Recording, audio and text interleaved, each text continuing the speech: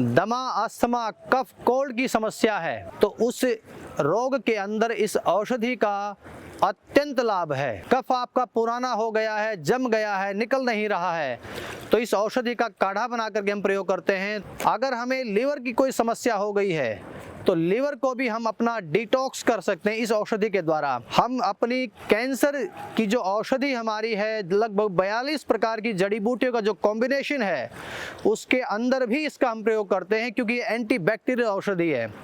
ज़्यादातर हमने अपनी कैंसर की औषधि में वो औषधियाँ ली हैं जो अपने आप में एंटीबैक्टीरियल हैं, क्योंकि कैंसर एक प्रकार का बहुत सारे बैक्टीरियाओं का एक समूह हमारे शरीर में बन जाता है, जो हमारे शरीर के किसी भी अंग को खाना शुरू कर देता है और हमें मृत्यु तक पहुंचा देता है। तो ये औषधि भी एंटीबैक्टीरियल है और इस औषधि के द्वारा हम अपने शुगर को भी कहीं ना कहीं कंट्रोल कर सकते हैं। बहुत ज़्यादा तो नहीं, लेकिन लाभ जरूर होता है। तो इस औषधि का नाम है वासा, जिसको आम भाषा में बासा कहा जाता है। ये गांव में अक्सर आपको मिल जाता है, सफ़ेद फूल वाला बासा या काले फूल वाला बासा। तो ये कई प्रकार का होता है, 2 प्रकार का अक्सर सामान्य रूप से देखने को मिल जाता है। तो ये औषधि मेरे पास जो है, इसमें हमने पूरा पंचांग इसका लिया है।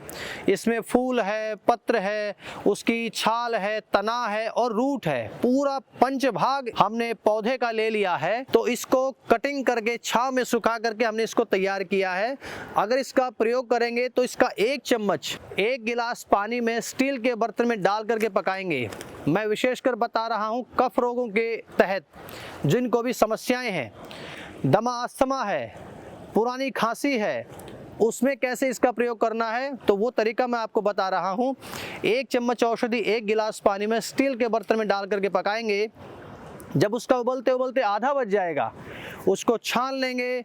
और अगर आप डायबिटिक नहीं हैं तो उसमें 1 चम्मच शहद पीते समय, जब वो हल्का गर्म रहे, तो 1 चम्मच शहद डाल करके सुबह सुबह शौच आदि से निवृत्त होने के बाद प्रातः खाली पेट आपको उसका सेवन करना है। और इसी प्रकार रात को खाना खाने के 1 घंटे बाद ऐसे ही इसका काढ़ा बना करके पुनः आप शहद डाल करके इसका सेवन करेंगे।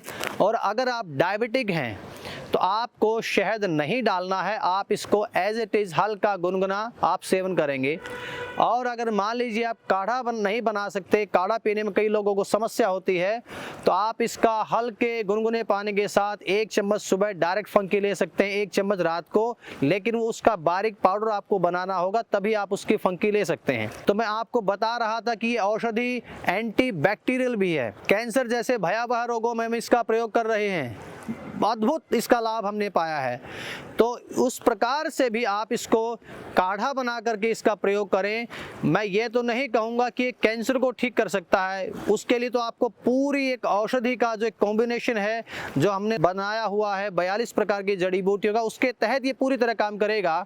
लेकिन आप इससे कैंसर की रोकथाम जरूर कर सकते हैं। साल भर में कभी महीना 2 महीना या बीच में कभी भी आप इसको निरंतर जो ना लेना शुरू करेंगे तो आपको बहुत सारा इसका लाभ मिलेगा, संभावना रहेगी कि आपको कैंसर ना हो। तो एक औषधि लाभ अनेक, इस प्रकार से आप अनेक जो जड़ी बूटियां हम आपको बताते रहते हैं, आप उससे अपने आप को लाभान्वित करें, आप अपने आप को परिचय करें, उससे लाभ लें और पूरे समाज, पूरे परिवार को उसका लाभ दें। इन्हीं भावनाओं के साथ आप सबका बहुत बहुत धन्यवाद।